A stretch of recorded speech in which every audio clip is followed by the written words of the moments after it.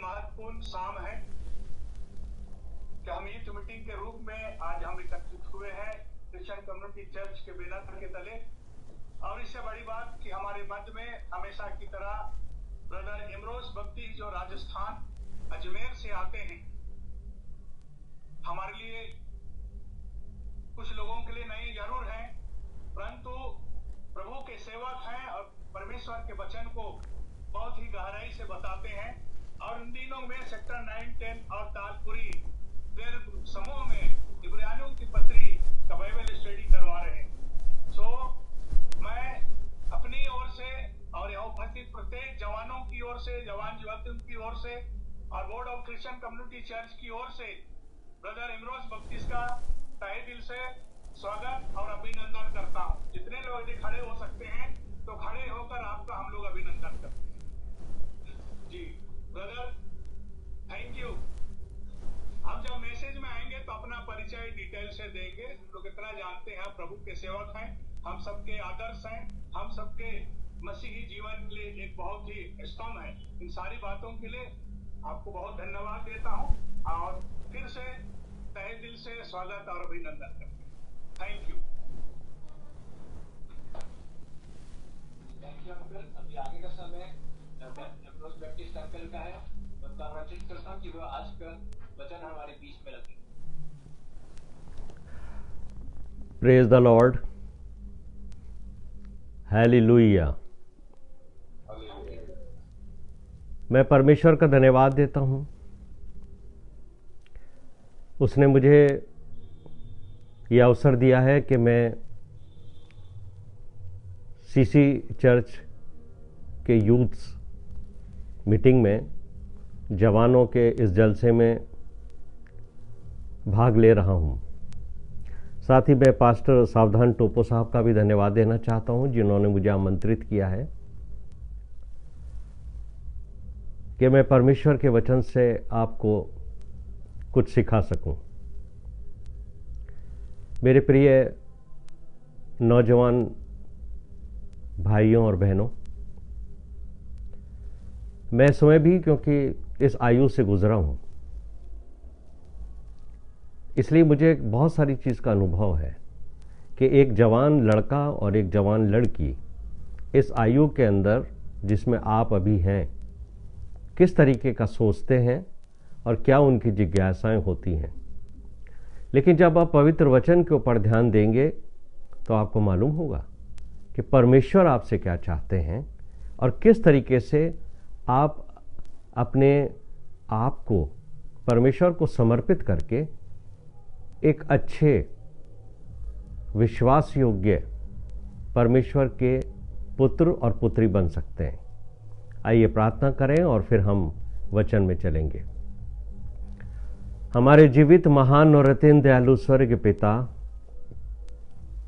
राजाओं के राजा, प्रभुओं के प्रभु, सर्वशक्तिमान हमारे परमेश्वर, यीशु मसीह का नाम लेकर हम आपके चरणों में हैं प्रभु। जो हमारा रोल मॉडल है उसको देखकर हम आपकी आज्ञाओं को सीखना चाहते हैं।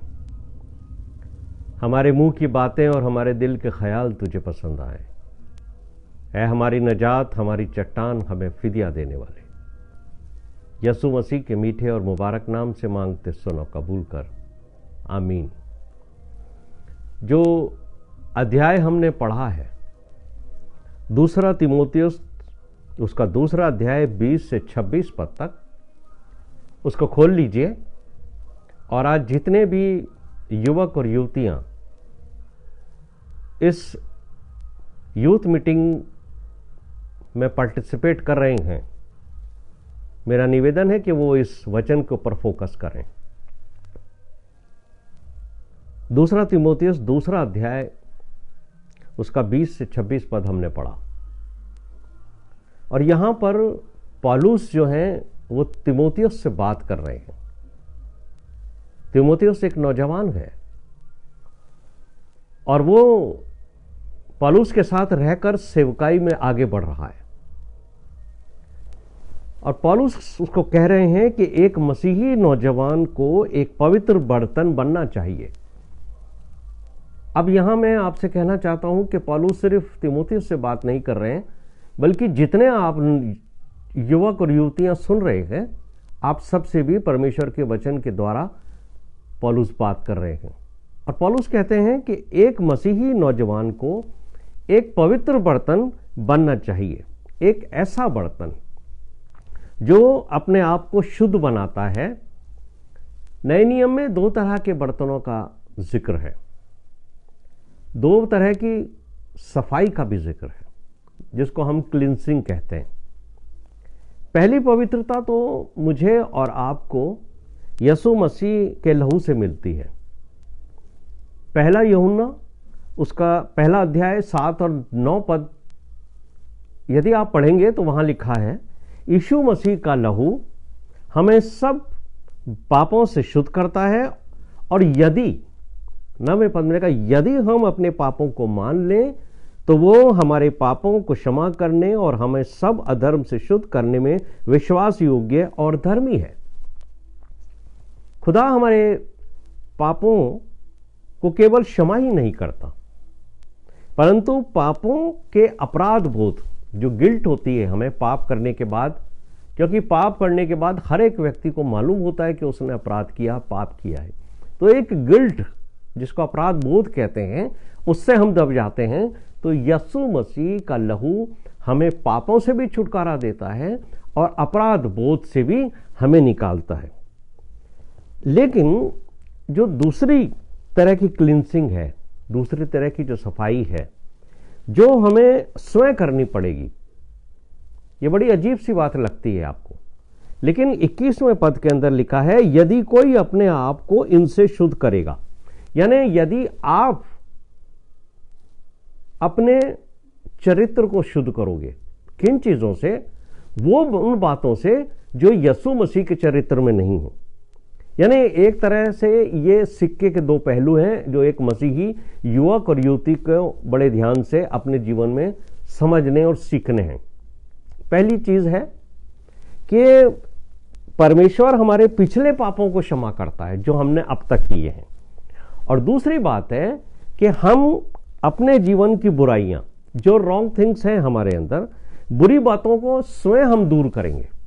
यानी कुछ काम तो प्रभु यीशु मसीह के लहू ने हमारे जीवन में कर दिया, लेकिन अब जब हम पापों की क्षमा प्राप्त कर चुके होते हैं तो भविष्य के लिए मुझे और आपको जो बुराइयां हमारे जीवन में हैं, उन्हें जो हमें दिखाई देती हैं, उन्हें और कोई दूर नहीं करेगा, उन्हें मुझे और आपको स्वयं दूर करनी पड़ेगी। जैसे मैं एक उदाहरण देके आपको समझा देता हूं। जब आप जोक्स करते हैं अच्छा लगता है, लोग सुनते हैं, खुश होते हैं, हंसते हैं, एंजॉय करते हैं, लेकिन कुछ जोक्स ऐसे होते हैं जो किसी दूसरे को टारगेट करके कहे जाते हैं, और जब आप किसी को टारगेट करके कोई जोक्स कर रहे हो तो वो जोक्स उसको हर्ट करते हैं, और जब उनको हर्ट होते हैं तो उनका दिल दुखता है। आपको इस आदत से स्वयं बचना पड़ेगा। क्यों और कैसे?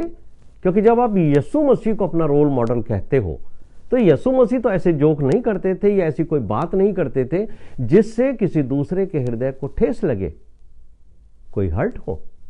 मेरे प्रिय भाइयों और बहनों, मेरे नौजवान बच्चों, आपको अपने जीवन में उन चीजों को आइडेंटिफाई करना है, किन चीजों को जो यीशु मसीह के चरित्र में नहीं थी। यानी अगर आपको ये लगता है कि मेरे जीवन में कुछ ऐसी चीजें हैं जो यीशु मसीह के जीवन में नहीं थी, तो आपको परमेश्वर के पास आके प्रार्थना करनी चाहिए कि हे प्रभु, मैं आपकी सहायता से ये जो बातें मेरे चरित्र का हिस्सा बन गई हैं, ये जो गलतियां मैं करता हूं, मैं इन्हें आपकी सहायता से दूर करूंगा। मत कहिए आप ये कि हे प्रभु, मेरे चरित्र से इन चीजों को दूर कर दीजिए। आप कभी परमेश्वर से ये बात मत कहिए कि मेरे चरित्र को आप सुधारिए। नहीं, परमेश्वर ने प्रभु यीशु मसीह के लहू में आपके पाप क्षमा किए हैं, और आपको मालूम है कि वो पाप क्या थे, या आपको मालूम है कि यीशु मसीह के चरित्र के विपरीत मेरे खुद के चरित्र के अंदर क्या क्या बातें हैं, उन बातों को आपको स्वयं छोड़ना पड़ेगा। कई बार हम दूसरों के जीवन में बहुत इंटरेस्ट लेते हैं, दूसरों के चरित्र में, दूसरों के स्वभाव में, लेकिन यह बात अच्छी नहीं है। यह शैतानी काम है। क्योंकि शैतान जब आपके मन में दूसरों के लाइफ में इंटरफियरेंस करवाता है, जब आप दूसरों के जीवन के अंदर इंटरेस्ट लेने लगते हो, तो बेसिकली आप अपने जीवन से दूर होते जाते हो, अपने चरित्र को नहीं देखते कि आप में क्या गलतियां हैं। इसलिए इस आदत को भी छोड़िए कि दूसरा कैसा जीवन व्यतीत कर रहा है, दूसरे का आत्मिक जीवन कैसा है, दूसरा कितनी सेवा दे रहा है, आप अपने आप को देखिए, क्योंकि न्याय सिंहासन के सामने आपको अपने जीवन का हिसाब देना है, ना कि आपको दूसरों के जीवन का हिसाब देना है। इसलिए जो 21वें पद के अंदर बात लिखी हुई है कि यदि एक व्यक्ति अपने आप को पवित्र करता है तो वो परमेश्वर के लिए एक पवित्र व योग्य बर्तन बनकर उसके काम आएगा। मेरे प्रिय नौजवानों, ये जो बर्तन है जिसके बारे में कहा गया है कि हर एक घर के अंदर कई तरह के बर्तन होते हैं। आपने इस पद के ऊपर ध्यान दिया, जो 20वां पद है, वहां पर लिखा है, बड़े घर में न केवल सोने और चांदी ही के पर काठ और मिट्टी के बर्तन भी होते हैं, कोई कोई अनादर और कोई कोई आदर के लिए। यानी आपको और मुझे ये बात समझनी चाहिए कि हर नौजवान को ये बात समझनी चाहिए कि हर परिवार के अंदर, हर घर के अंदर तरह तरह के व्यक्ति होते हैं। हमारी मंडली में भी तरह तरह के व्यक्ति हैं, और मुझे और आपको देखना है कि कुछ लोगों का जीवन तो परमेश्वर के वचन के अनुसार है और कुछ लोगों का जीवन परमेश्वर के वचन के विपरीत है। तो परमेश्वर किस चीज के ऊपर अपना ध्यान केंद्रित करते हैं? बर्तन तो सब तरह के हैं, लेकिन वो बर्तन जो बहुमूल्य होते हैं, वो परिवार के अंदर, घर के अंदर उनकी वैल्यू ज्यादा होती है, और जब कोई महत्वपूर्ण मेहमान आता है तब वो इस्तेमाल किए जाते हैं। उनकी वैल्यू ज्यादा है। क्यों? क्योंकि वो पवित्र है। घर के अंदर मिट्टी के और लकड़ी के बर्तन भी हैं, और ज्यादातर मिट्टी और लकड़ी के बर्तन रसोई घर में इस्तेमाल किए जाते हैं, और कुछ ऐसे बर्तन हैं जो कचरा पात्र के रूप में भी इस्तेमाल किए जाते हैं। वो यूजफुल बहुत हैं, बहुत काम आते हैं घर के अंदर, उन बर्तनों से जो सोने और चांदी के हैं। लेकिन परमेश्वर की नजर में क्या चीज महत्वपूर्ण है, ये मुझे और आपको समझना चाहिए कि ये जो सोने और चांदी के बर्तन हैं, जिनके लिए पौलुस कहते हैं, इनका जो स्पेशल पर्पस है वो क्या है, क्या चीज है उसके अंदर कि वो जो हैं परमेश्वर के नजर में और घर के स्वामी की नजर में बहुमूल्य हैं। यदि आप इस बात को महत्व देंगे कि आप पाप से बचे रहोगे, तो आप स्वयं उन सोने चांदी बर्तनों के समान होगे जिन्हें परमेश्वर अपनी महिमा के लिए इस्तेमाल करता है। अजीब सा लगता है सुनने में। यदि आप परमेश्वर की नजर में सोने और चांदी के बर्तन के रूप में बहुमूल्य होंगे, तो परमेश्वर आपको अपनी महिमा के लिए इस्तेमाल करेगा। लेकिन अपनी यूजफुलनेस जो है ना, उसके लिए या उसके बारे में ज्यादा मत सोचिए कि आप कितना यूज होते हैं। मंडली के अंदर कई लोग होते हैं, वो इस बात से बड़े खुश रहते हैं कि हम मंडली के अंदर बहुत काम करते हैं, बहुत यूजफुल हैं हम। मंडली में तरह तरह की जिम्मेदारियां हमारे पास हैं, हम बहुत सारे काम करते हैं। बहुत से लोगों के साथ वो अपना कंपैरिजन करते हैं कि वो तो कुछ भी नहीं करता। देखो हम मंडली के लिए कितने यूजफुल हैं, कितना काम करते हैं हम। लेकिन मेरे प्रिय भाइयों और बहनों, यूजफुल होना महत्वपूर्ण नहीं परमेश्वर की नजर में। लेकिन परमेश्वर की नजर में जिस बर्तन की कीमत घर में ज्यादा है वो महत्वपूर्ण है। परमेश्वर की दृष्टि में आपका बहुमूल्य होना महत्वपूर्ण है, और बहुमूल्य होने के लिए आपको पवित्र होना महत्वपूर्ण है। कई बार मंडली के अंदर हम बहुत सारा योगदान देते हैं, पर आपको उस सेवा से ज़्यादा महत्व अपने स्पिरिचुअल स्टेटस की ओर ध्यान देना है कि आपकी स्पिरिचुअल वैल्यू क्या है। आपकी पवित्रता परमेश्वर के लिए ज़्यादा महत्वपूर्ण है, ना कि आपकी मंडली में की गई सेवा। परमेश्वर सेवा से प्रभावित नहीं होता है। कई बार हम ये गलत फहमी में रहते हैं, हम बहुत ज़्यादा सेवा करेंगे तो परमेश्वर हमारे सेवकाई का प्रतिफल हमें देगा। नहीं, घर के अंदर मिट्टी के और लकड़ी के बर्तन बहुत ज्यादा इस्तेमाल होते हैं, लेकिन बहुमूल्य क्या है घर के स्वामी की नजर में? वो बर्तन जो सोने और चांदी के हैं, बहुमूल्य हैं। घर का स्वामी परमेश्वर है, उसके लिए बहुमूल्य बर्तन बनिए। सिर्फ कार्य करने में ही उत्साहित मत होइए कि हम पर मंडली के लिए बहुत कुछ करते रहते हैं। और मैं आपको एक बात बताना चाहता हूं, आपने नीति वचन, सबोपदेशक ये पुस्तकें पढ़ी हैं? किसने लिखी हैं ये पुस्तकें? ये पुस्तकें राजा सुलेमान ने लिखी हैं। वो इंसान जिसको परमेश्वर ने बुद्धि दी कि वो ये सब बातें लिखे, और मैं और आप इन नीति वचनों को, सबोपदेशक की पुस्तक को पढ़कर परमेश्वर के ज्ञान को और परमेश्वर की जो योजनाएं हैं या आज्ञाएं हैं उन्हें हम जान सकते हैं। तो परमेश्वर तो किसी को भी इस्तेमाल कर सकता है अपनी सेवा के लिए, वो तो शैतान को भी इस्तेमाल कर सकता है। और जैसे मैंने आपको बताया कि राजा सुलेमान को परमेश्वर ने बहुत इस्तेमाल किया, लेकिन राजा सुलेमान ने अपने जीवन में पवित्रता को खो दिया, इसलिए राजा सुलेमान नरक की राह पे रहा। यदि आप पहला राजा 11 अध्याय 1 से 14 पद पढ़ेंगे तो आपको सुलेमान के जीवन का अंतिम समय पता पड़ेगा कि सुलेमान कैसे अपने जीवन से पथभ्रष्ट हो गया।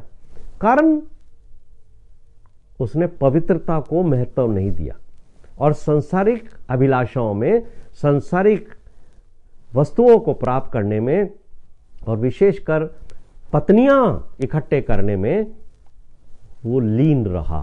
और उन लड़कियों ने, उन महिलाओं ने उसका ध्यान परमेश्वर से हटाकर अपने देवी और देवताओं की ओर लेकर चली गई।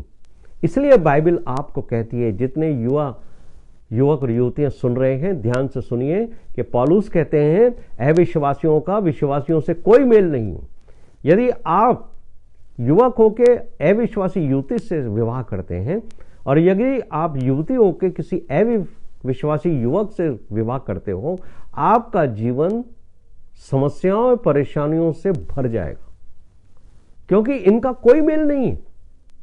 और देखिए परमेश्वर ने राजा सुलेमान को कितना इस्तेमाल किया, लेकिन उसका अंत कहां है?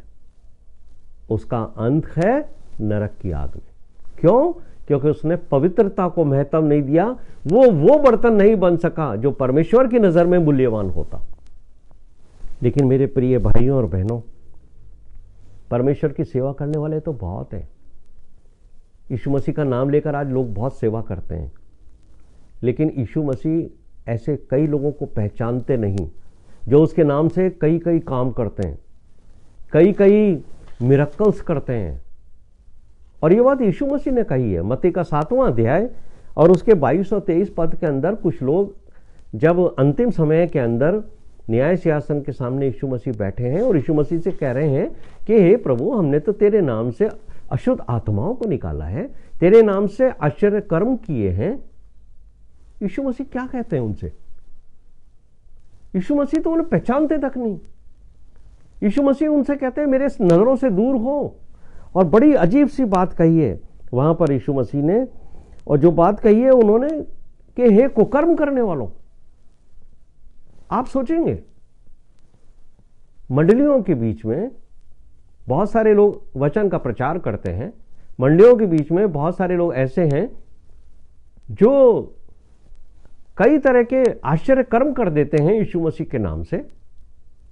ऐसे लोगों को यीशु मसीह कह रहे हैं कि तुम कुकर्म करने वाले हो, तुमने मेरे नाम का फायदा उठाया है। जो बात वो कह रहे हैं कि हमने तेरे नाम से बड़े बड़े काम किए हैं, यीशु मसीह कह रहे हैं तुम कुकर्म करने वाले हो, क्योंकि तुमने मेरे नाम का इस्तेमाल किया है। और मेरे नाम में तो वो शक्ति है कि जो कोई मेरे नाम से कुछ कहेगा वो बात बुरी हो जाएगी, लेकिन तुमने पवित्रता को नहीं संभाला, तुमने अपने जीवन के अंदर पवित्रता को महत्व नहीं दिया है, बल्कि संसार की दूसरी चीजों को महत्व दिया है। तुमने मेरे नाम को इस्तेमाल करके लोगों से धन इकट्ठा किया है, लोगों को सही राह नहीं बताई, सही टीचिंग नहीं दी। तुमने लोगों की शक्ल देखकर उनके इच्छा के अनुसार वचन बांटा है जो उनको प्रभावित करे। मेरे प्रिय भाइयों और बहनों, मेरा कहने का तात्पर्य है कि सेवा करने वाले बहुत हो सकते हैं और परमेश्वर किसी से भी सेवा ले सकता है। तो आप अपनी सेवा से प्रभावित मत होइए कि मैं मंडली के अंदर समाज में बहुत सेवा दे रहा हूं। आप अपने आत्मिक जीवन के ऊपर ध्यान दीजिए, और यूजफुल बर्तन वो है जो पवित्र है, जो परमेश्वर की नजर में बहुमूल्य है। इसलिए जो बात वो कह रहे हैं पौलुस, कि घर के अंदर तो है सोने और चांदी के भी बर्तन होते हैं, मिट्टी के और लकड़ी के भी बर्तन होते हैं। आप कौन सा बर्तन हो? वो भी परमेश्वर की नजर में, अपने नजर में नहीं। क्योंकि जब घर के अंदर आग लग जाती है ना, मान लीजिए आपके अंदर, आपके घर में आग लग गई, क्या होगा? आप किस चीज को सबसे पहले आग से बचाएंगे? वो जो बहुमूल्य है, सोने और चांदी के बर्तनों को आप निकालेंगे, मिट्टी और काठ के बर्तन को तो आप जलने के लिए छोड़ देंगे। उन्होंने बहुत काम किया है रसोई के अंदर। कुछ बर्तन कहेंगे हम तो कचरा पात्र थे, हमने तो कचरे को आपके घर से बाहर निकाला, हमें भी बाहर ले चलिए, हम जल जाएंगे। लेकिन स्वामी की नजर में वो बहुमूल्य नहीं है। काम उन्होंने बहुत किए हैं। यहां पौलुस जो है वो एक बड़ी महत्वपूर्ण बात आज आपको सिखाना चाहते हैं। बहुमूल्य बनिए परमेश्वर की नजर में। सेवकाई करना अच्छा है, सेवकाई के साथ साथ अपने चरित्र को पवित्र बनाना ज्यादा महत्वपूर्ण है। और जो बात है मलाकी 3 अध्याय उसके 17वें पद में यहोवा कहता है, जो दिन मैंने ठहराया है उस दिन वे लोग मेरे निज भाग ठहरेंगे। करते रहिए, करते रहिए, पवित्रता में बढ़ते रहिए, अपने जीवन को परमेश्वर के नजदीक लाते रहिए। और आप जब ये कहते हो कि यीशु मसीह मेरा रोल मॉडल है, तो यीशु मसीह के चरित्र को देखिए और ढूंढिए आपके अपने चरित्र में जो यीशु मसीह के चरित्र से मेल नहीं खाती, उन बातों को आपको निकालना है परमेश्वर की सहायता से। परमेश्वर ने तो आपके पापों को क्षमा कर दिया है। अब जो जीवन जीना है वो आपको अपनी इच्छा के अनुसार जीना है। परमेश्वर ने आपको रोबोट नहीं बनाया है कि जैसा वो चाहे वैसा आप जीवन व्यतीत करो, लेकिन आप परमेश्वर के नजदीक आए। जैसे अभी प्रार्थना की गई थी कि हमारे पापों को क्षमा किया गया है, तो निश्चित तौर से हमें क्षमा मिल गई है, लेकिन अब आगे का जीवन हमें कैसा व्यतीत करना है ये आपके स्वयं के ऊपर निर्भर करता है।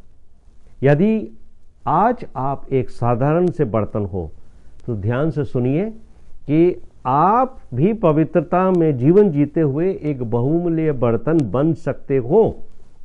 अपने जीवन में उन बातों को दूर कर दीजिए जो यीशु मसीह के चरित्र में नहीं है। यही है पवित्रता में बढ़ने का रास्ता। और पवित्रता में आपको कोई जबरदस्ती नहीं खींचेगा, आपको स्वयं चलना पड़ेगा। लेकिन जैसे ही एक मसीही जवान, युवक और युवती ये निर्णय लेते हैं कि हम पवित्रता में जीवन व्यतीत करेंगे, वैसे ही शैतान उनके ऊपर नई नई परीक्षाएं लाता है। और शैतान ये कभी नहीं चाहता कि आपका जीवन पवित्रता में बढ़े। वो आपको मंडली में कई चीज़ों में उलझा के रखता है, कई बातों में जो जवानी की होती हैं उनमें उलझा के रखेगा, लेकिन वो आपको पवित्रता में नहीं बढ़ने देगा, क्योंकि वो चाहता है कि वो आपके जीवन को बर्बाद करे। जैसे एक शेर फाड़ देता है अपने शिकार को देखकर, ऐसे ही वो आपके पीछे घूमता रहता है कि अगर आप पवित्रता में बढ़ोगे तो मैं फाड़ दूंगा आपको। इसीलिए पतरस ने अपने पत्री के अंदर इस बात को लिखा है। पहला पतरस उसका 5वां अध्याय और उसके 8वें पद में पतरस कहते हैं, सचेत हो और जागते रहो। किन बातों में सचेत हो? जो आपको पाप के अंदर लेके जाती हैं। पतरस कहते हैं सचेत हो, जागते रहो, क्योंकि तुम्हारा विरोधी शैतान गरजने वाले सिंह के समान इस खोज में रहता है कि किसको फाड़ खाए। यह है शैतान का काम। शैतान एक सिंह के तैसे हमारे पीछे घूमता रहता है और विशेषकर नौजवानों के पीछे। और मैं आपसे एक बात पूछना चाहता हूं, यदि आप बाग के अंदर बैठे हैं किसी गार्डन में और सामने से शेर आ जाएगा, आप क्या करोगे? बैठे रहोगे? उसको आमंत्रित करोगे, आजा भाई मुझे फाड़ दे, मुझे खा जा? क्या करोगे आप? जैसे ही आप उसे देखोगे आप अपनी जान बचाकर भागोगे। जितनी ताकत आपके अंदर है आप उस शेर को देखकर भागोगे। यही बात पौलुस ने तीमुथियुस से कही है कि जब जवानी की अभिलाषाएं तेरे ऊपर आए ना, तो उन अभिलाषाओं में, उन परीक्षाओं में पढ़ने से पहले भाग जा। कहीं ऐसा ना हो कि शैतान तुझे जवानी की परीक्षाओं में डालकर तुझसे पाप कराए। और बड़े अचंभे की बात है कि ये जो तीमुथियुस है, इसकी आयु तकरीबन 45 वर्ष थी जब पौलुस उससे ये बात कर रहे हैं, उसे ये शिक्षा दे रहे हैं। 45 वर्ष का एक व्यक्ति भी जवानी की अभिलाषाओं में गिर सकता है। और मैं तो कहता हूं 60 साल का, 70 साल का व्यक्ति भी शारीरिक अभिलाषाओं में गिर जाता है। पौलुस उस व्यक्ति से बात कर रहे हैं जो मसीही है। आज भी जो वचन पढ़ा गया है, जो आपसे बात कर रहा है परमेश्वर का वचन, वो आज भिलाई के जवान बच्चों से बात कर रहा है, युवकों से बात कर रहा है, युवतियों से बात कर रहा है। वही बात पौलुस आपसे बात कर रहे हैं कि जवानी की अभिलाषाओं से भागो। और क्या है ये जवानी की अभिलाषाएं? और विशेष करके जो जवान लड़के हैं, जवानों को जो वो बर्बाद कर सकती हैं, विशेषकर लड़कों को, वो है जवानी में सेक्सुअल डिजायर। ये जो सेक्सुअल लस्ट है ये लड़कों में ज्यादा होती है। सुंदर लड़कियों को देखकर उनके मन में अभिलाषाएं पैदा होती हैं कि मैं इस लड़की को प्राप्त करूं। और ये जो अभिलाषाएं हैं वो आपके चरित्र को धूमिल करती हैं। और बहुत जगह ऐसा देखा गया है कि शैतान ने सुंदर लड़कियों को, अच्छे युवाओं को, नौजवान लड़कों को पाप में गिराने के लिए इस्तेमाल किया। तो ये जो सेक्सुअल टेम्पटेशंस हैं, ये जब आपके ऊपर रेगुलरली आती हैं, मैं लड़कों से बात कर रहा हूं खासकर इस समय, यदि आप एक युवा हैं और आपको सेक्सुअल डिजायर होती है और आप कामातुर रहते हैं, पूरे समय आपके बॉडी में ये डिजायर होती रहती है कि आप सेक्सुअल बिहेवियर करें, तो बेटर ये है कि आप विवाह कर लें। यही बात पौलुस कहते हैं अपने वचन के अंदर। 1 कुरिन्थियों 7 अध्याय 1 और 2 पद के अंदर पौलुस स्पष्ट तौर से कहते हैं कि पुरुष को, विशेषकर लड़कों के लिए उन्होंने कहा है कि कोई भी पुरुष जो है वो किसी स्त्री को ना छुए, क्योंकि जैसे ही एक नौजवान लड़का किसी युवती को टच करता है, उसके मन में, उसके शरीर के अंदर एक सिरहन पैदा होती है।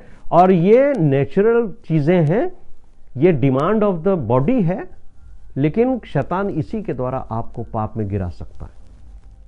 इसलिए मेरे प्रिय नौजवान बेटों और बेटियों, ये जब आपके ऊपर शैतान आक्रमण करता है तो आपको पता नहीं पड़ता कि आप पाप के रास्ते में बढ़ रहे हो।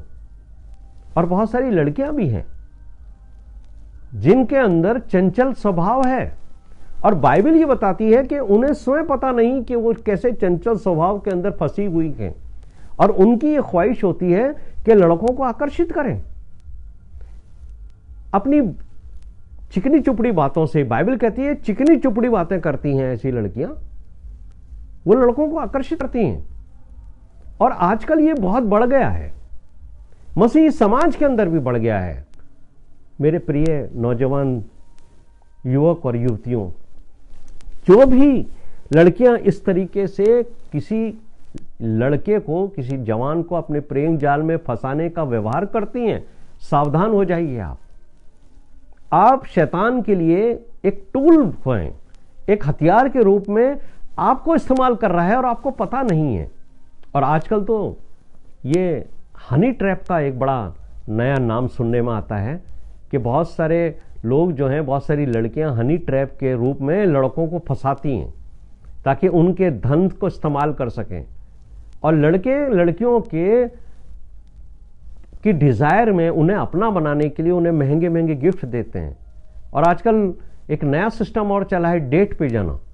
वहां लड़कियां लड़कों को आमंत्रित करती हैं, प्रेम से बातें करती हैं, और वहां भोजन, लजीज भोजन खाना और बहुत सारी ऐसी चीजें करना जिससे लड़कों के पैसे खर्च होते हैं, और धीरे धीरे वो उन्हें अपने प्रेम जाल में फंसाकर इस्तेमाल करना चाहती हैं। अक्सर मसीही मंडलियों में जवानों के बीच में शैतान परीक्षाएं डाल देता है। जब भी जवान लड़के और लड़कियां कभी यूथ कैंप के लिए इकट्ठा हो, कभी यूथ में बाइबल स्टडी के लिए इकट्ठा हो, कभी यूथ में क्वायर के प्रैक्टिस के लिए इकट्ठा हो, शैतान नौजवान युवक और युवतियों को टेम्पटेशन में डालता है, और इसी को जवानी की अभिलाषाएं कहते हैं, जो एक दूसरे को अपनी ओर खींचती है, आकर्षित करती है। आप किस उद्देश्य से इकट्ठा हुए हो, यह आपके लिए महत्वपूर्ण है, क्योंकि जैसे ही आप किसी अपोजिट सेक्स की तरफ आकर्षित होते हो, आप मिट्टी के बर्तन के रूप में कन्वर्ट होते चले जाते हो। आपको परमेश्वर बहुमूल्य वचन के द्वारा बहुमूल्य बर्तन बनाना चाहता है, और आपको शैतान बहुमूल्य बर्तन से काठ का और मिट्टी का बर्तन बनाना चाहता है। मेरे प्रिय भाइयों, मेरे प्रिय बहनों, जवानों की अभिलाषाओं के लिए पौलुस इसीलिए इस बात को कहते हैं, दूसरा तीमुथियुस 2:22 में वो क्या कहते हैं कि जवानी की अभिलाषा से भागो। नौजवानों, जवानी के समय में अभिलाषाओं से भागो। और ये सिर्फ सेक्सुअल डिजायर्स ही नहीं है। जवानी की अभिलाषाओं में सुंदर दिखना, ज्यादा धन कमाना, फेमस होना, कई तरह की डिजायर्स हैं जिनके द्वारा शैतान आपको पाप में, परीक्षा में गिरा सकता है। इसलिए पौलुस जो है वो जवानों से सिर्फ परीक्षा से भागने के लिए नहीं कहते कि भाग जाओ, भाग के चले जाओगे तब भी शैतान वहां आकर आपको टेम्पटेशन में गिराएगा। लेकिन वो साथ साथ जो 22वें पद में सलाह देते हैं, वो ये कहते हैं कि जब ऐसी परीक्षाएं तुम पर आए कि शैतान तुम्हें गिराने वाला हो जवानी की परीक्षाओं में, तब भागकर आपको क्या करना है? आपको भागकर उन लोगों के बीच में संगति करनी है जो अपने जीवन में पवित्रता को सबसे ज्यादा महत्व देते हैं। तो ऐसे लोगों की संगति तुम्हें परीक्षा से और पाप में गिरने से बचाएगी। और आपकी मंडली में हो सकता है आप ही के आयु के नौजवान युवक और युवतियां हों जो अपने आप को पवित्र बनाने में ज्यादा इंटरेस्टेड हों बनिस्बत एक दूसरे के अंदर। आपकी मंडली के अंदर बहुत सारे बड़ी उम्र के आयु के लोग होंगे जिनके बीच में आप बैठोगे, तब आपको मालूम होगा कि वो अपने चरित्र को पवित्रता में बढ़ाने के लिए प्रत्येक दिन प्रयासरत हैं। ऐसे पवित्र लोग मंडलियों में मिल जाएंगे जो हर समय धर्म की चर्चा करते हैं। आप उनके बीच में बैठिए, वो बाइबल की बातें करते हैं। वो किसी व्यक्ति के चरित्र को क्रिटिसाइज करते हुए नहीं मिलेंगे। आपकी मंडली में ऐसे बड़े मिलेंगे आपको, जवान भी मिलेंगे आपको, जो अपने बारे में अपना कंपैरिजन करते हैं कि मेरे चरित्र के अंदर वो क्या क्या कमियां हैं जो यीशु मसीह के चरित्र में थी और मेरे अंदर नहीं, या वो प्रभु यीशु मसीह के वचन के द्वारा अपने आप को उत्साहित करने की कोशिश करेंगे ताकि वो ये कह सकें कि प्रभु हम आपके पद चिन्हों के ऊपर चल रहे हैं।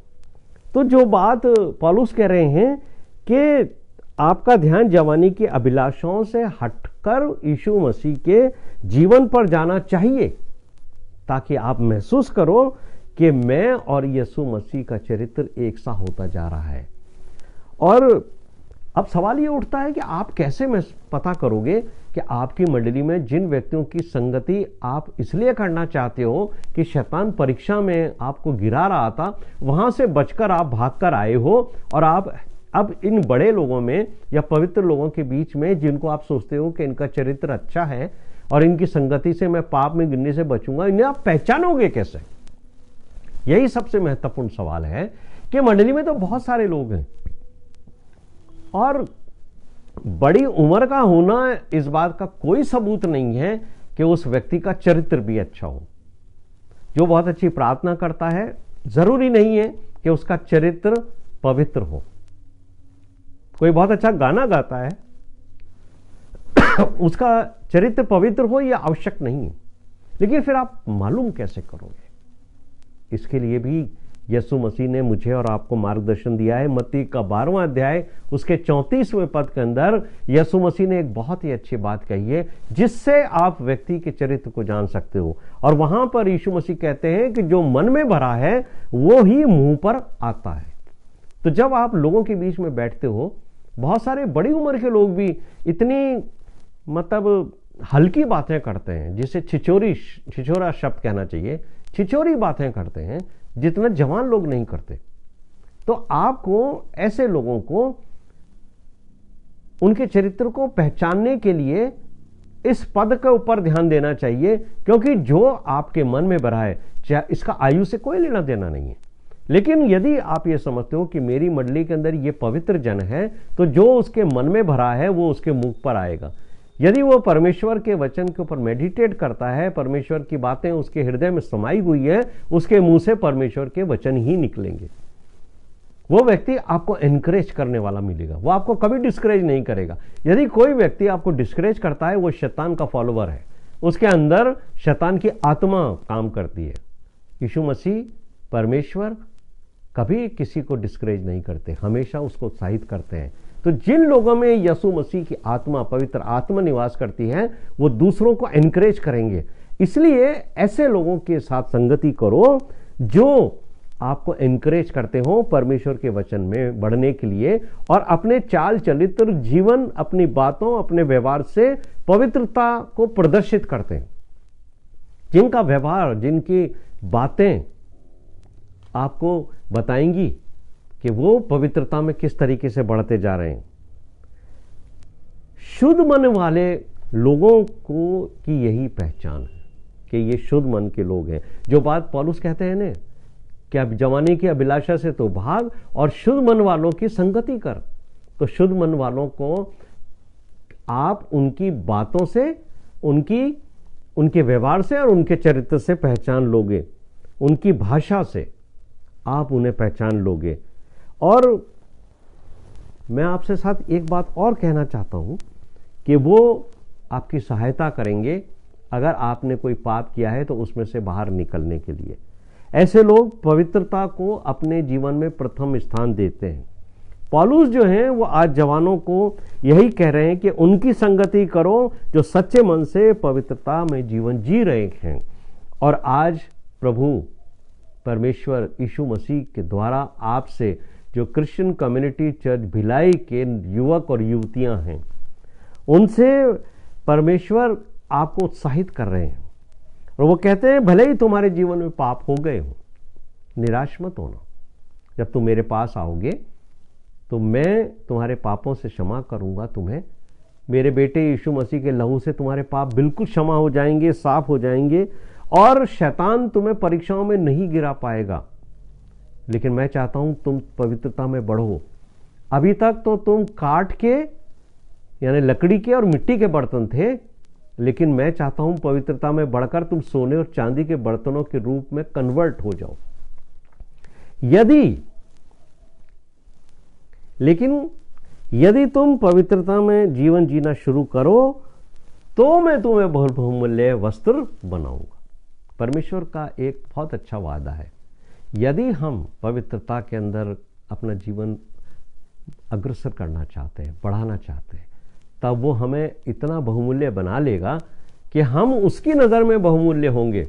संसार की नज़र में तो हम बहुत बहुमूल्य बढ़ते हैं अपने टैलेंट्स के द्वारा, अपनी योग्यताओं के द्वारा, लेकिन परमेश्वर के सामने मनुष्य की योग्यता और टैलेंट किसी काम के नहीं है। इसलिए मेरे प्रिय नौजवान युवकों और युवतियों, आपको पवित्रता को प्रथम स्थान देना है ताकि आप परमेश्वर की नज़र में बहुमूल्य हो। और पहला पत्रस पहला अध्याय 15 और 16 पद के अंदर आप जितने भी यूथ मीटिंग के अंदर आज बैठे हैं, उनको पत्रस एक महत्वपूर्ण गाइडेंस देते हैं। पहला पत्रस पहला अध्याय 15 और 16 पद। और पत्रस कहते हैं जैसे तुम्हारा बुलाने वाला पवित्र है।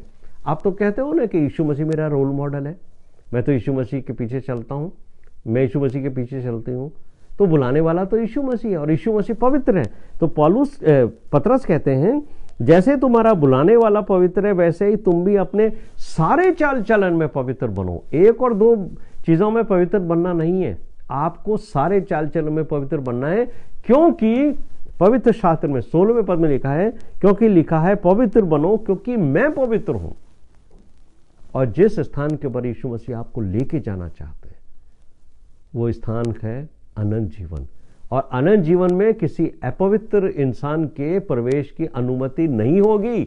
और यही जवानी का समय है जब एक युवक और युवती ये निर्णय ले कि आज से मैं प्रभु यीशु मसीह के पीछे पवित्र जीवन व्यतीत करूंगा, पवित्र जीवन व्यतीत करूंगी, और उसकी नजर में मैं बहुमूल्य बर्तन बन जाऊंगी। अभी तक तो मैं मिट्टी और काठ का ही बर्तन रही हूं परमेश्वर की नजर में, लेकिन मैं चाहता हूं कि मैं पवित्रता में बढ़ता चला जाऊं, मैं पवित्रता में बढ़ती चली जाऊं, और फिर मैं एक दिन परमेश्वर की नज़र में बहुमूल्य बर्तन बन जाऊं। मेरे प्रिय भाइयों और बहनों, मैं परमपिता परमेश्वर से प्रार्थना करता हूं कि सीसी चर्च भिलाई के सभी जवान युवकों और युवतियों को पवित्र जीवन जीने में प्रभु यीशु मसीह की अगुवाई और अनुग्रह हमेशा मिलता रहे। आप सबको जय मसीह की।